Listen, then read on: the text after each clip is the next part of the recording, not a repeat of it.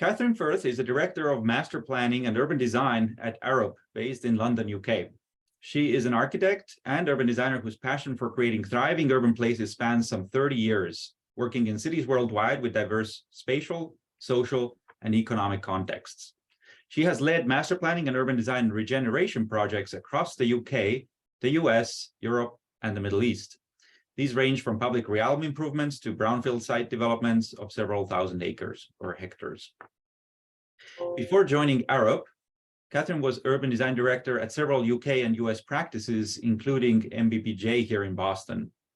She was the chief of urban design at the London Legacy Development Corporation, where she directed teams of architects, landscape architects, planners, and engineers to realize the 2012 Olympic Legacy Plan for London. Kathryn is committed to a productive exchange between the practice of urban design and academic research. She is a proponent of multidisciplinary approaches that ensure collaboration across design, development, and socioeconomic disciplines. She has ongoing involvement in topical research and projects, including the intersection of healthcare and urbanism, social and environmental resiliency in town centers, and investigations into typologies and morphologies that support land use intensification in urban and suburban contexts. Professor Firth holds a Master of Architecture in Urban Design from Harvard University's Graduate School of Design, the GSD, and she participates in several design review panels, including London Mayor's Design Advocate, the Ealing Design Review Panel, the Nottingham Broadmarsh Advisory Panel, and the Sadler's Wells Foundation. She is a member of the Urban Land Institute and the Academy of Urbanism. She has always taught simultaneously to her practice, and over the past 5 years at the Harvard GSD, as well as the Bartlett School at the University College in London. Please join me in welcoming Professor Kathryn Firth. And I'll stop my share so you can go ahead and share. Okay, thanks. Let's see.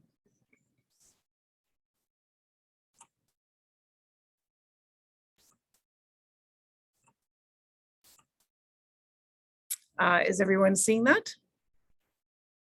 Great. Well, thank you very much. That's quite an introduction. I guess it's, as one is in one's career for longer, these things get longer and longer. I think I need to find a way to edit it. But it's really fabulous to be here to be talking to everyone, albeit virtually. And I see we have quite a spread from all over the globe. So that's always a nice thing. What I wanted to talk about today is I think our sort of predilection with data, and that I often feel that we don't quite capture the quantitative as the qualitative as well as the quantitative, hence this sort of tongue twister of a title. I think that we often run in the danger of being a bit too reductivist in the way we as urbanists try to encapsulate places that we're learning about, places that we're designing in. So I just wanted to take you through my approach, the approach that my team takes, with a few examples, mainly in London, but a few other places as well. So I think for any project or any place that one tries to understand, I think these are really key questions. These W's, the where, the what, when, and who. If we're going to understand a place, and we're going to be so presumptuous as to design a place or design in a place, I think we need to be thinking about these. So if we sort of start with where are people going? There are many ways that we've learned to understand this and to track this. One of the now sort of older systems is space syntax. I'm sure many of you are aware of this. Bill Hillier from UCL first conceived this. Where it was this idea that we can map human behavior sort of as a network of choices, and that it's all about people, in a sense, looking for the shortest distance between 2 points, and the greatest amount of visibility, and that is how we as humans move through a place. I'll come back to this, but I think that's not the only way that we move through a place. And I actually, because of that, think that we have to be really on the ground a lot more than we often are, understanding what people are doing, where they're doing it. And that sometimes means being very curious and even a bit nosy. and looking at things from all sorts of different angles to really understand movement in the city. Indeed, sometimes we actually need to stalk people, as it were. So these lines all represent, the different colors represent different trajectories people have taken in a particular area in the city of London. And sort of, you can see where the lines are thicker, that starts to provide some clues as to where there might be key destinations, places that people want to congregate. And then as it sort of thins out, these then start to tell us something about, perhaps why those places have less footfall. And of course, then matched to that, this is a different part of London. This is the Strand, just above the Thames. Again, sort of understanding when people are doing that and moving through a place is something that's very important. And then, of course, where they're clustering. Why are they clustering where they're clustering? So, for example, I happen to know that what you see at the bottom of the screen, I'm not sure if you can actually see my cursor, but down here where you see the sort of footprint of a courtyard, well, there's actually a set of fountains in the center of that courtyard and different activities going on. So of course we start to see people clustering, but not right in the middle, because probably when this was taken, the fountains were on, and unless they felt like getting wet, they wouldn't be there. But we don't learn all of that unless we really go to the place, as well as part of that mapping exercise. And of course, nowadays, because we're all carrying these around with us, phones, there's loads of data that starts to also track where we are. And whether it's a photograph taken by someone local or a photograph taken by a tourist. But this alone is never enough information. What we really want to get to is then also to understand, what are people doing? So this is Covent Garden in London. Loads of tourists and local people are moving through the piazza here. There are people stopping to watch buskers. There are people stopping to get something to eat. And so we can start to sort of understand what they're doing by some of the adjacent land uses. So if we look at this and we understand that on the ground floor, there's lots of retail and restaurants and some community activities, of course, it's logical that we might assume that that's why people are there. And so we can get some clues this way from the land use mix. But what we're not going to get from this is that there are buskers that are coming in, as we saw in that last photograph, from time to time. That's something that you might only get from close observation. And so using this space and many others, actually, this was an exercise that began with students that I used to teach at the LSE Cities program, where I sort of send them out into the various many squares and piazzas of London. And through observation, starting to understand essentially what people are doing, when they're doing it, and then most importantly, who's doing it. Now, this is very tricky, and we make assumptions about whether people are visitors or local workers or students. And so, this is an area where one has to be a little bit sensitive. But what you can see here is each of these circles represents the time on a clock. Then it does start to give us an idea of, for example, nobody's going to be playing sports in the Covent Garden Piazza for obvious reasons, but again, one needs to interrogate all of these things. So for example, with this project, one of the things that we found was that there were very few people sitting, and yet generally people do like to sit in a piazza. Well, they're not sitting because there was nowhere to sit for free. So unless you went to a cafe, you would not actually be sitting there, even though you might want to sit there. So, I won't take you through our proposal, but what we did then ultimately propose were a series of almost sort of foyers at the entry to the piazza, where we started to remove traffic and introduce places for people to sit. But without this careful observation and seeing people sitting on little curbs, we wouldn't have known about this. But then there's one other question, which is incredibly important, which is the why question. And I think, again, this is where we start to really have to do some close interrogation.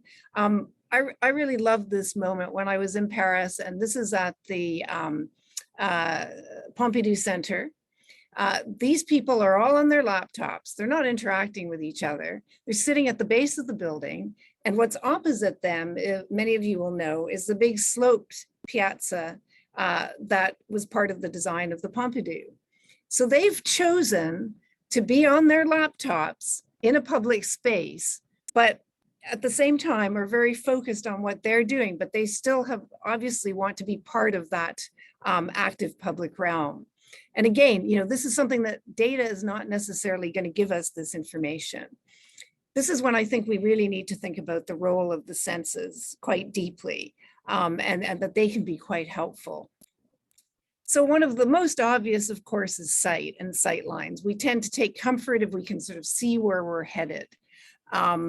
So again, now this is a model that was done, and I'll probably cut it off a bit short because it's still a bit long. But if you look at the layout on the left, this is Broadgate in London. And as you'll remember from the key before, and the key that you see here is that the sight lines and the visibility improve the more sort of yellow and orange the color gets. And it's very subtle, but if you look at the future layout, there are these diagonals cut and the blocks are broken up. So what you start to see is that the central area becomes much more active and more visible. And for, in this case, a client that wanted to locate near Broadgate Circle, which is that sort of circle in the center there, this is very important information. I think the other thing that we need to think more about is sound. And Arup is, technologically very advanced in this way. We can do a kind of virtual sound so that people who are going to be living near new high-speed rail or wind turbines are able to get a good understanding of what that means. Is that going to be an imposition on their home? And this is something that I think is incredibly important, but even more so than when you're in the urban context. This is actually a poster from a former student of mine who's making a film called The Quietest Year. But I think what's so interesting is that we tend to think of sound as noise, and that it's something that's not wanted. So everything is about preventing its impact. And it tends to focus on, like I showed you a minute ago, the transportation world and industry. And maybe we need to think about the nuances of sound and think about it a bit differently. So for example, actually, when you have a buzzy, successful, thriving city, it's a bit noisy, but maybe that's okay. The growth and regeneration of cities means that we probably will have 24/7 sounds, but at the same time, we need to think about where is that quiet? Where is our a bit of respite from all of that noise? So I think there is a sort of more nuanced way that we need to be thinking about sound when we're both observing places, but also designing them.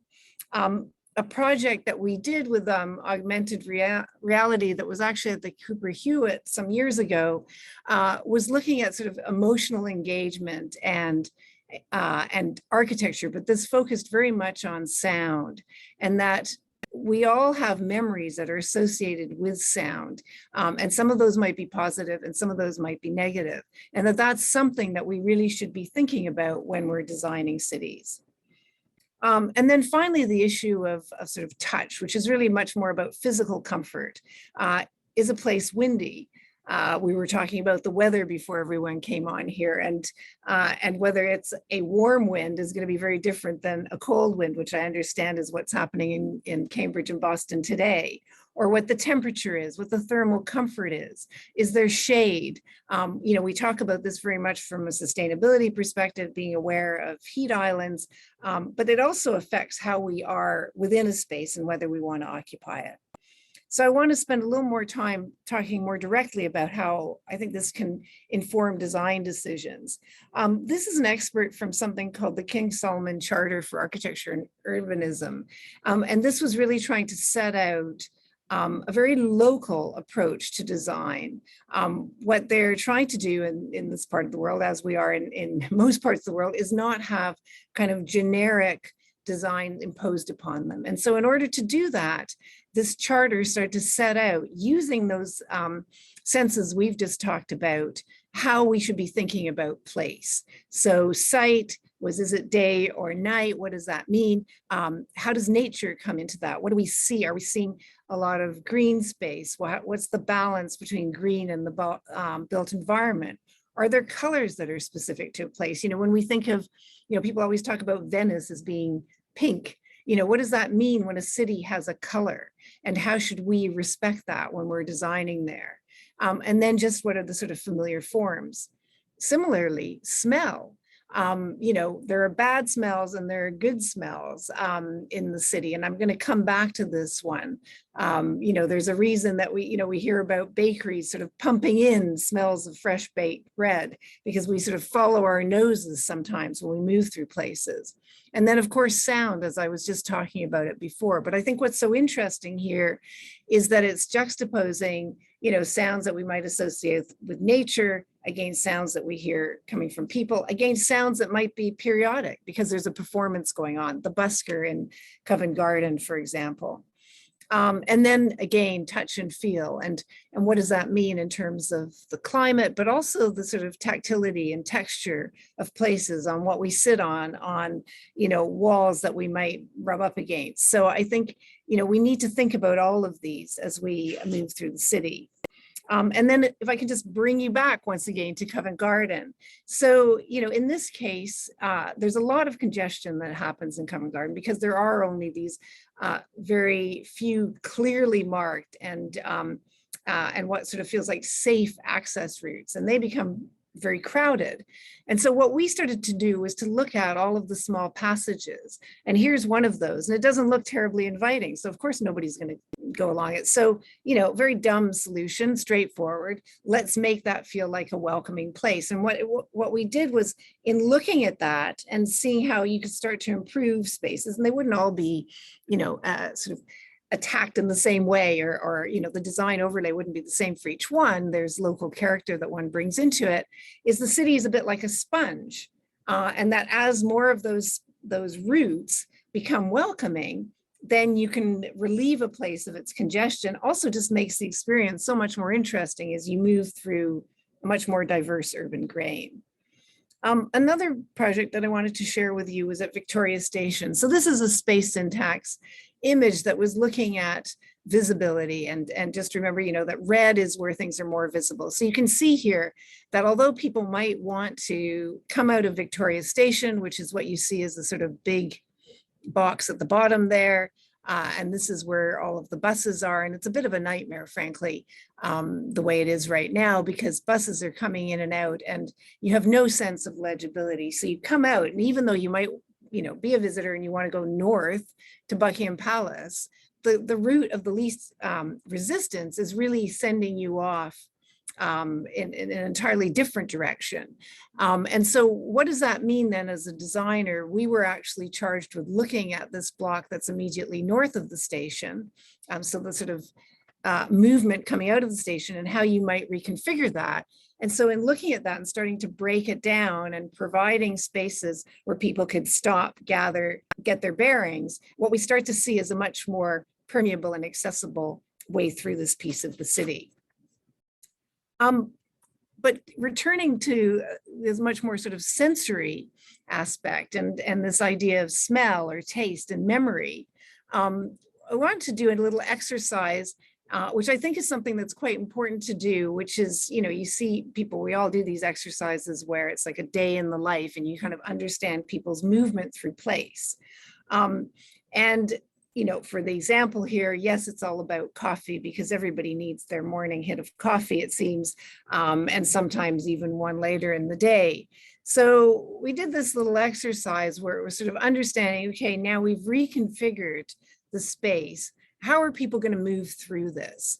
And so this is looking at commuters in the morning and the different types of routes they might take. And you can see loads of coffee cups that you stop, you get a coffee, you might catch a bus, or you just go on and walk towards work. And what does it mean then if you're a commuter in the evening? Do you stop for a drink somewhere? Do you go and pick up some groceries and then make your way to the station? And we did the same exercise for residents. And then again, a similar exercise And again, you can see how their routes might vary day and night. And then for visitors who come out and really don't have a sense as to where they might want to go. So again, they will most likely take the routes of least resistance, but find their way in a much more legible manner than, as I've shown you with the existing configuration of this part of the city. Now, you can be much more scientific about this, of course, and this is an exercise that we did looking at what destinations one could reach within a certain area. And I think, we've all done this exercise of, either straight 5-minute or 10-minute radius from a destination. What can you capture there? Or this is a slightly sort of more fine-grained version of that, a bit like what we refer to sometimes as the fried egg, where it's the roots are where people can actually move, because we're not moving over buildings, we're moving between buildings. And so this happened to look at the walk radius, and you can see if you look at the site dashboard that there's a kind of scoring, which I won't go into in detail now, but you'll see as you move along that you actually, as you spread out, you can get to more pubs. Hey, that might be important. You can get to more places to eat. It all becomes a bit greener. And then finally, I just wanted to touch upon how important I think it is that we actually go back as designers and understand what we've done and whether we've done something well or we've not done something so well, and what that really means for the future, so we can kind of learn lessons from our work. This is a project, well, this is Thamesmead actually in East London. Many of you will have heard of it. It was a big kind of utopian vision from the 60s on the River Thames. It was a combination of sort of low rise, very sort of brutalist architecture. It did not do particularly well over time, not so much necessarily because of the design, but because, although that was part of it, and I won't go into that in detail, but it was very poorly maintained as well. So it had a lot of the right components in terms of green infrastructure. There was water, with sailboats, but it also didn't do a lot of things very well in terms of what was happening at the base of these towers, that there was a very severe separation with concrete walkways for pedestrians and then cars moving on another level. So a private developer, Lend-Lease, partnered with Peabody Trust, which is what we call here a housing association. So they solely are concerned with public housing, with social housing, to look at what they might do with Thamesmead. And so Arup was a winner of this competition to work with Lend-Lease and Peabody. And so a lot of that work has now happened, where the public spaces have been improved, the housing's been improved. A lot of the sort of interior courtyards have also had improvements.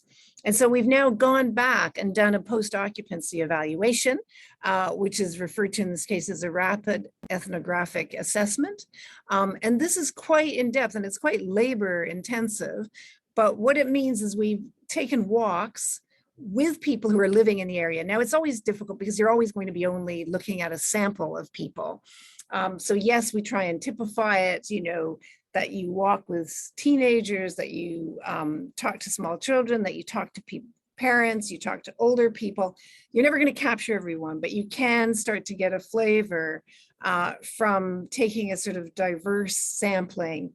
Also, in this point, very, very ethnically diverse. So again, to make sure that we're talking to people who come from different ethnic backgrounds, who may have lived in London for different amounts of time.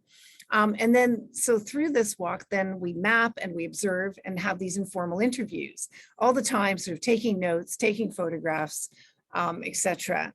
And so what you start to get then is is a map similar to what I showed you right at the beginning when we were kind of stalking people, where you walk with people, understand what it's in their, you know, the destinations in their daily life, and understand whether they've seen any improvement over time. So everyone that we talked to was not a newcomer necessarily to Thamesmead, but had lived there for some time and were part of living the changes and had input into the changes in the first instance, into what they wanted to see happen.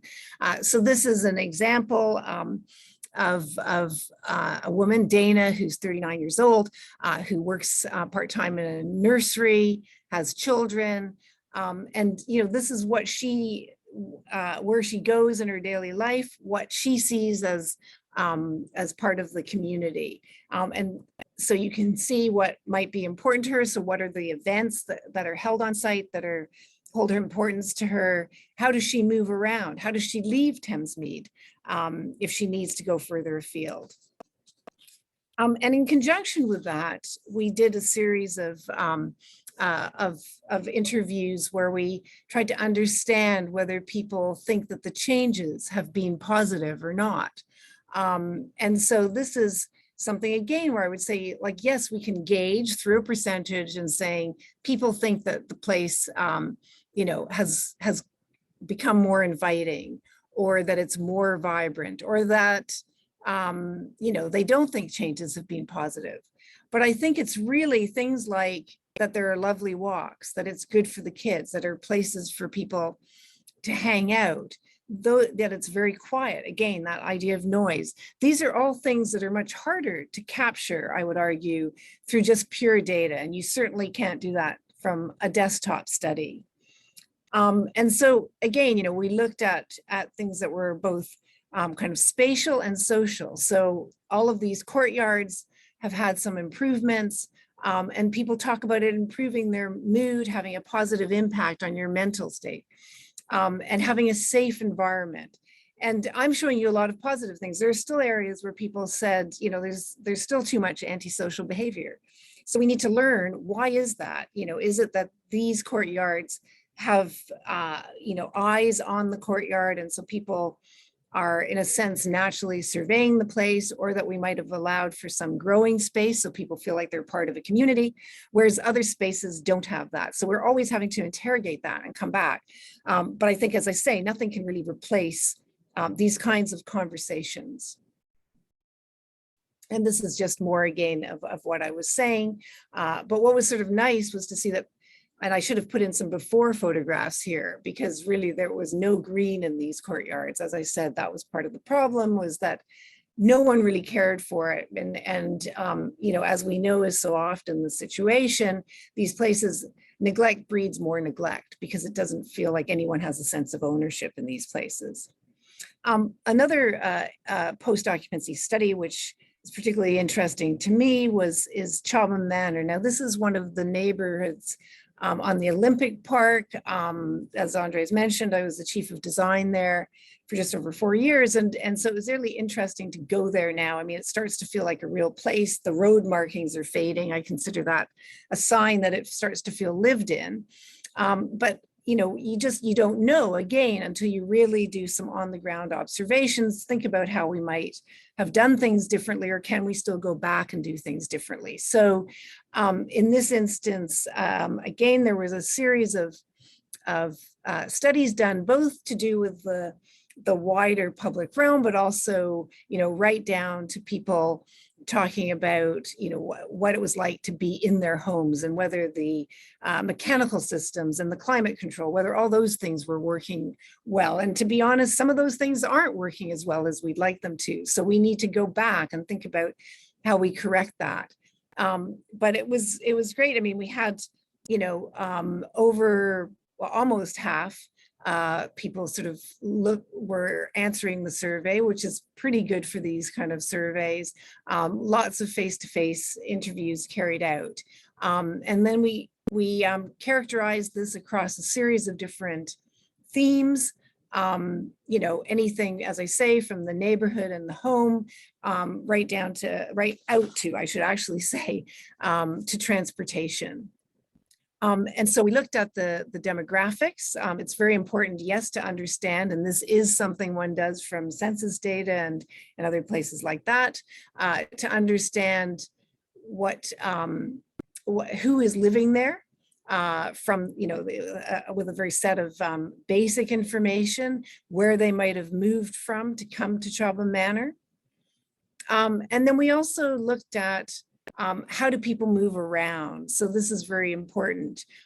This is an area of London that historically was very cut off, and it was one of the poorest areas in London for many, many decades, because there was no transport that brought people here. And so, as we all know, if you don't have transport accessibility, that is an incredible disadvantage. So now there is a lot of transport. There's 9 different modes of transport, in fact, to get you to Stratford, to the edge of the Olympic Park. And yet you can see from this quote that there are still issues around people feeling safe walking home at night. And again, we get into the sort of, the positive and negative story to do with sound, where people may not feel safe because of who's hanging around and what they're doing. And so are there ways to mitigate that? I mean, that's something that we as designers constantly have to ask ourselves. And then this is where we start to get down now more to the design of the homes and the neighborhoods. And this was sort of reassuringly very positive, that although people are on the edge of a vast Olympic Park, which is an incredible amenity in a place that again had little big parkland before, that people also very much appreciate these smaller pocket parks and linear parks that we provided, and they feel like the density is appropriate, and so they're not necessarily going to use the same language we use, but having someone say, I don't feel like the buildings are too tight, when we had this incredible pressure to provide a lot of new housing, is, again, as I say, quite reassuring.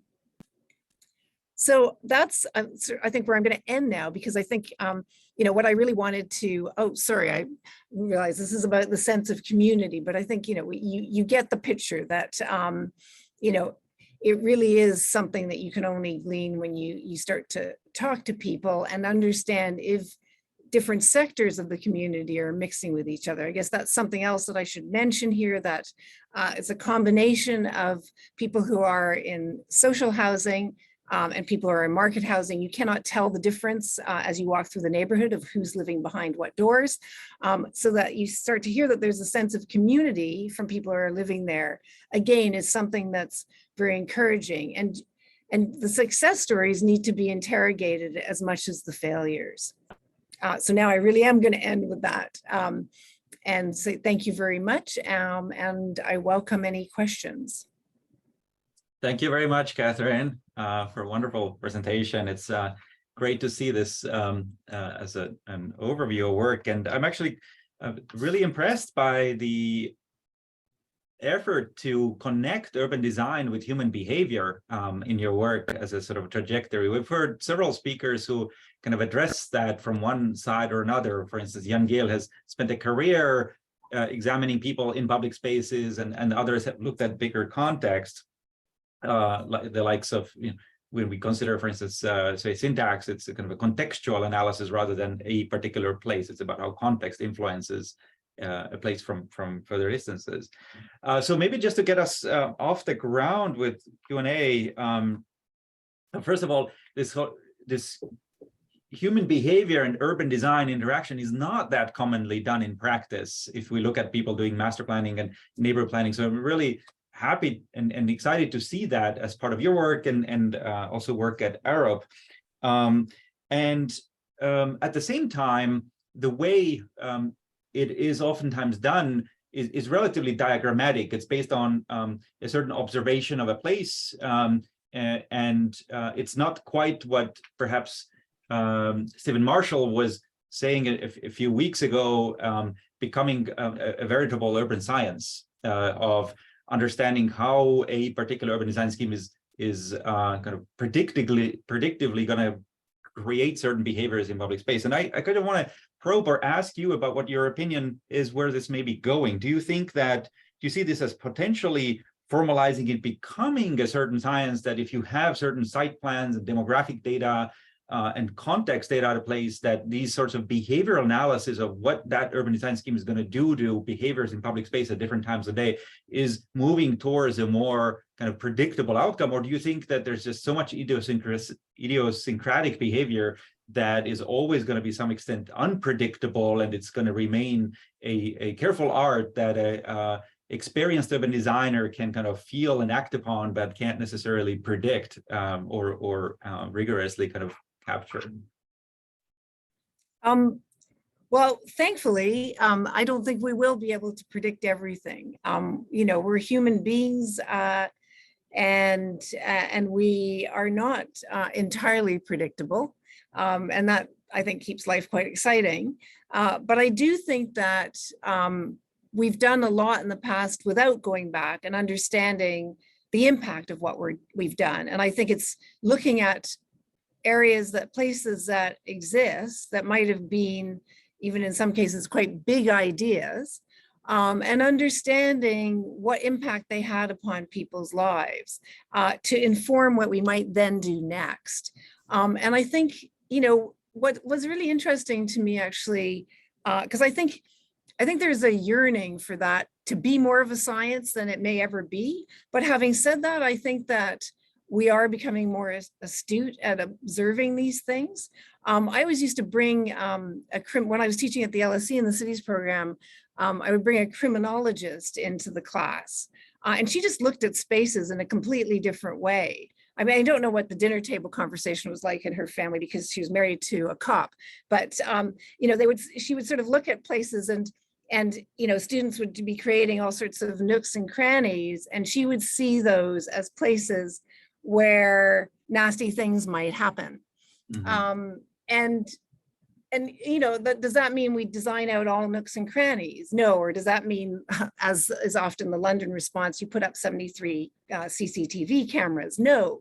But I think that there are things we can learn that might have to do with what the adjacent land uses are, what the key sight lines are, what kind of barriers to those sight lines might be in place. So I think it is really important. I also, we'd send students out to interview people about, their daily routes, as I talked about today. And I remember there was a fellow in the class who talked to one guy who basically was a drug dealer. And so his mapping of his neighborhood was quite different than what someone else's might be, because he was looking out for those nooks and crannies and where deals could go down. And I think we can learn something from that as urban designers. So no, it's not a science yet, but I think, I still think we have this incredible responsibility to understand how places we're creating are used. And I think with each project we learn and we take that to the next. They're never all going to be the same. We also bring our own baggage with us. So I'm never going to escape that, I'm a middle-class white woman who grew up in the suburbs in North America. Like, that's just going to be part of my baggage. And I'll, and unconsciously will probably overlay that onto whatever I'm looking at.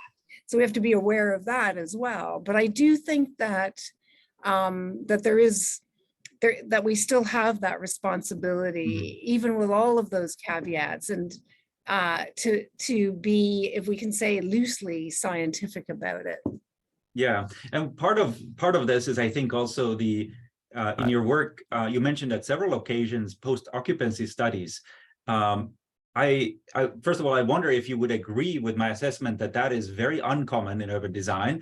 Not enough of post-occupancy is done by most design firms, and in fact, there's sort of no mechanism for really demanding it. And I wonder what your thoughts are, because that's really one of a very powerful mechanism whereby at least people who worked on a project could go back and learn how that project actually turned out. And we know that projects take a life of their own day one when they open, which oftentimes is quite different from what they were provisioned for. But what do you think it would take for the field of urban design to do more post-occupancy studies? Why doesn't it occur, and what would it take? Well, it's probably no accident that the two that I showed you were essentially done by organizations that feel like they have very strong social and public mission. So the London Legacy Development Corporation essentially works for the mayor. And so they are kind of charged with in almost proving that the housing that they have produced, the neighborhoods that have been produced are living up to expectations. And so I think, that was very much driving the study that I showed you of Chaba Manor. Similarly, Peabody Trust, which is one of the oldest, Peabody came from America originally, the oldest housing associations or housing trusts, if you like, they feel like they have a social mission, a social responsibility. It's not, dare I say, between these walls of however many 50 people, it's not Lend-Lease that was driving that study. So I think that unless it actually becomes something that's mandated, or that we introduce something like a kind of post-realization design review panel, or that we have design review panels that are more diverse, that it's not going to happen. And I think on that latter point, again, when I was at LLDC, at the Legacy, we created a design review panel, but we called it a quality review panel, because rather than it just being made up of the usual sort of cast of architects, urban designers, landscape architects, we introduced people who might have more of a background in sociology, for example, so they would look at the designs that were being proposed with a different lens. Yeah, that's a really interesting thought. Yeah, that if that were required, given all the impact analysis types of things that are done before a project is actually constructed, if only a fraction of that went into funding studies of what it actually did, what really happened, how much smarter our field would be. Let's open it up. I'll pass it on to Ari to see what questions have come up from the chat so far. Fantastic. Thank you, Andres. And thank you, Professor Firth, for this wonderful presentation. So let me start by asking you a technical question that came up a couple of times regarding some of the simulations and maybe the space syntax approach that you showed towards the beginning of the presentation. And so people were wondering whether this is like a specialized software or whether it's available for like students and everyone to use. Well, you'll have to talk to Space Syntax whether they'll lend you their algorithms, but Space Syntax it is. I didn't mean to discredit them, because actually they moved the field on a long way, and they have started to measure the qualitative. And I'm happy to give people contact details, for Space Syntax, because I have a feeling they probably have this, sole rights to the software they use. Having said that, the other simulations that we use are just, they're tools that we've created ourselves. And I really don't know what the proprietary rights are of those. I would guess that every practice wants to kind of keep them close to their chest. So it probably isn't something that just gets given away. But I'm happy to look into that. Thank you. So let's move to another question about environmental considerations and how you integrate them into your design. So there was a question of whether you showed a map on thermal comfort, and whether you can speak a little bit about either in your experience or evidence that you know of how shadowing or wind affects pedestrian behavior in cities. Sure. I think in a funny way, that's one of the easier things to observe. I think we've probably all been into spaces where you first arrive in the space and you can't figure out why everybody's kind of clustered in one corner. And then you realize, because it's 93 degrees out that day, and that's the only spot with shade, that's why everybody's clustered in one corner. So I think that there are some very elemental aspects. I do think, though, on the question of sustainability, that we need to be moving towards a world where we're meeting our sustainability ambitions, I was going to say targets, but I think we need to go, beyond our targets in many cases. We need to be matching those with how people occupy space. So whether that means, streets with sustainable urban drainage, which then in turn means that we will be, in a sense, impacting where people walk down a route or a street, because we will be, taking up that space with something else, like green infrastructure, that we have to be very careful to understand the dynamic between, for example, all of the users that share a roadway. Now, if you ask me, the obvious one to lose out should be the car, but that's just my humble opinion. And then we give over more space to green infrastructure, people, and cyclists. So I think we have to find ways to integrate that. And the same thing, like I mentioned earlier, we all are very aware now of where there are heat islands, and heat islands are both bad for the environment, but they also are, absolutely places where people don't want to hang out. I mean, when was the last time you sort of spent time, just hanging out in a surface car park? Probably not by choice. So I think that, we can, these, where the environmental conditions are the worst, are actually the first places that we should be addressing in turning those into places that are more welcoming to people. Because generally, if they're more welcoming to people, and I don't mean people in their cars, but people on their feet and cycling or just hanging out, they're probably going to be more environmentally sustainable as well. Yeah, absolutely. So maybe piggybacking on this idea that you were saying that these environmental conditions were sort of the low-hanging fruit. I was curious if you could also tell us a little bit more about other examples, because you mentioned like smell or sound, or these more like nuanced sort of measurements of how people use space. And I was wondering whether you could speak a little bit more about how do you integrate sort of these more nuanced measures into your design proposals? Sure. I mean, I made a bit of a joke about bakeries kind of pumping out the smell of fresh baked bread so that people will go past them.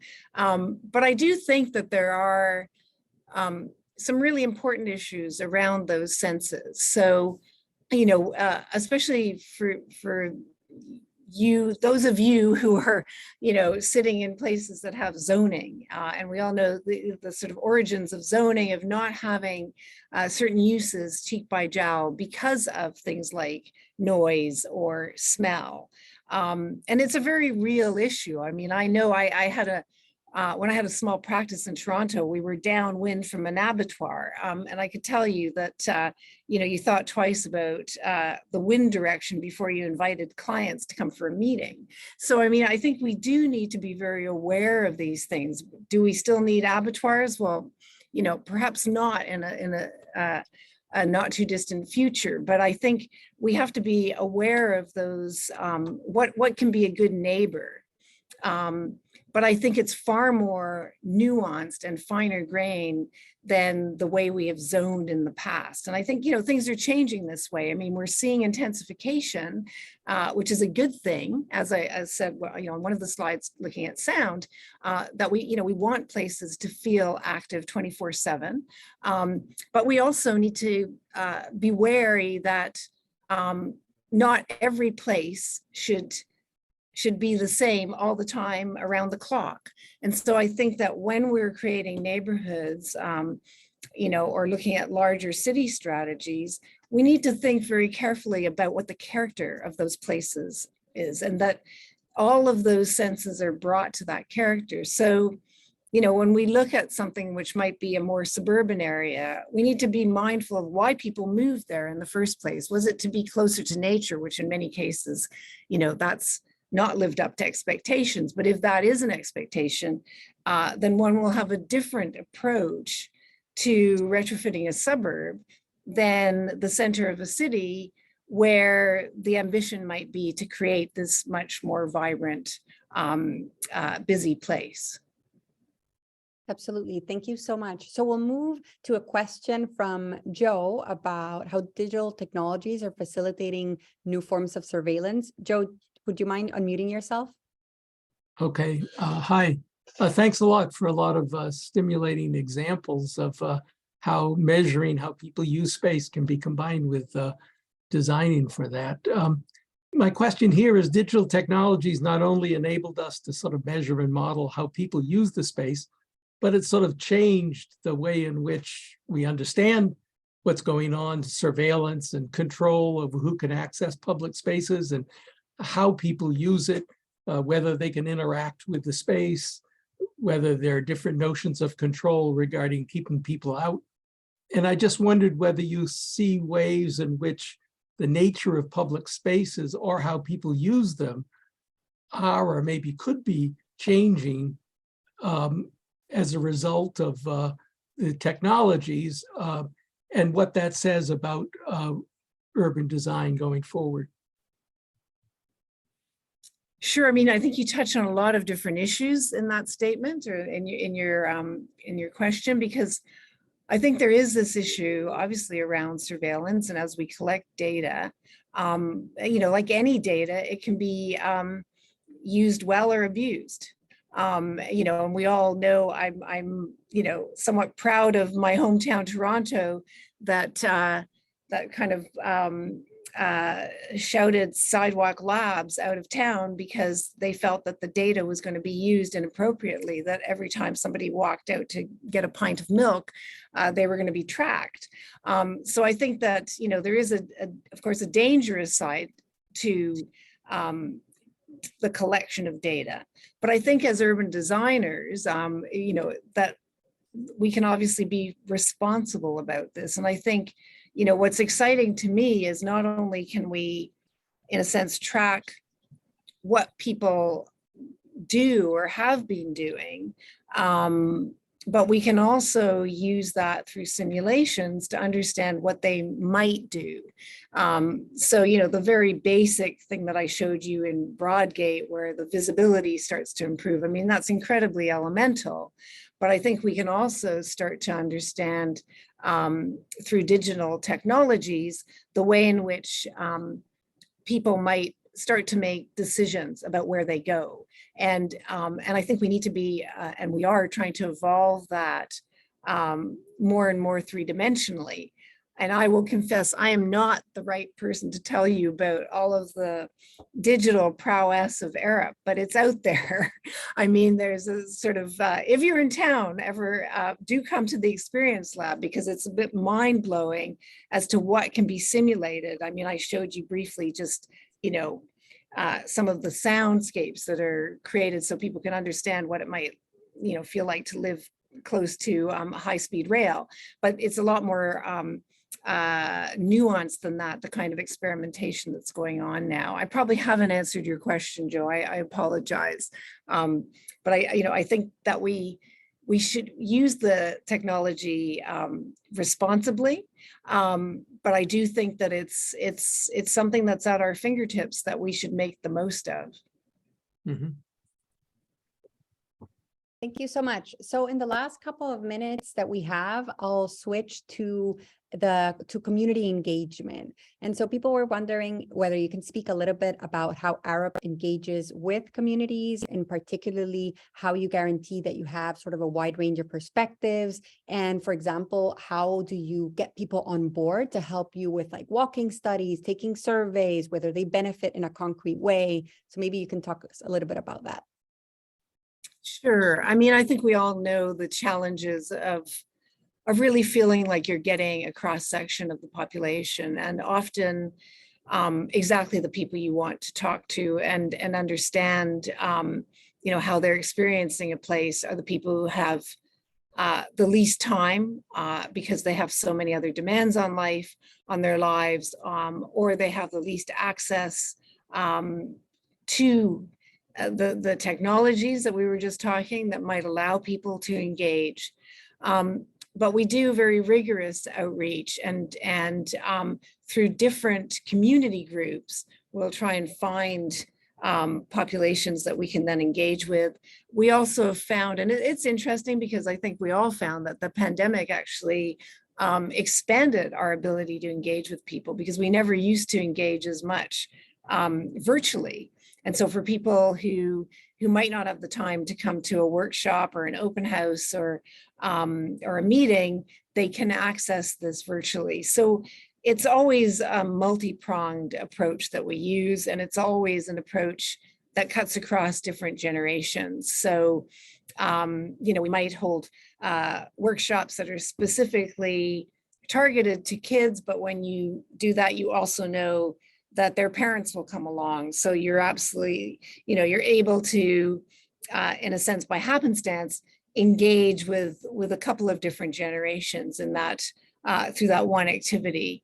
So we really try and have a lot of hands-on, activities, and then we do go on walks. And I mean, it's interesting because we will always try and go on a walk with whoever the client is, but then separately to that, try and find different community members that we can go on a walk with and experience place. And it's not always walks just with one person. It could often be a walk with several individuals, but you have to be careful. I think that's the other thing that we found is that, when you have focus groups, for example, just the dynamic of who's in the room can change the conversation completely. So we have to be very aware of that.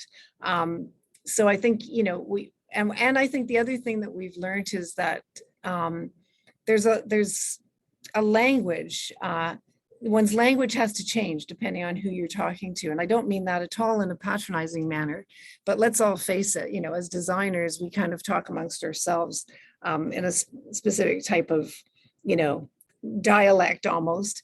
And I think you have to be really careful that that isn't something that happens. I mean, one of my favorite moments at the LSE was when, a group of students were talking with the geographer some of you may have heard of, Ed Soja, who, extremely intelligent man, and one of the architects, and this is a program, a bit like the, some of the programs that you have at MIT, where it was people have come into the program with different backgrounds. So, you have this mix of students of architects and non-architects, and one of the architects kind of went off on a rant.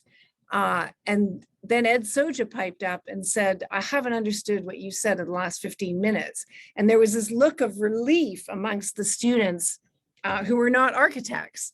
And so even, just in that setting, I think, being able to find a common language, and often the common language will be through visual techniques, through graphics, and through picking up a pen. And I think that's very important. Or, as Joe was highlighting, using technology in a very accessible manner. Thank you so much. Great. Well, thank you again, Kathryn. It's been a real pleasure to hear about your work and your approach to design and study of human behavior in urban spaces.